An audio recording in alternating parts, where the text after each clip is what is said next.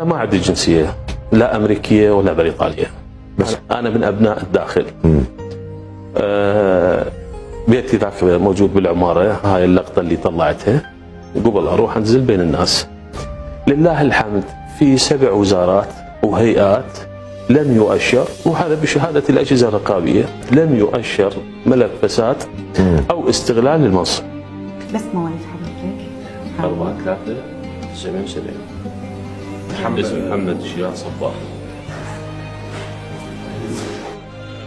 الله يبارك الله يحفظك.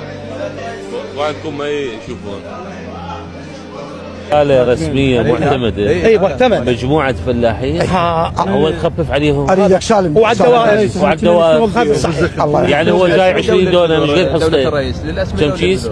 جاي يصرف أكثر من. شكرا أيضا للمعارضين والمقاطعين الذين لم يخرجوا عن الإطار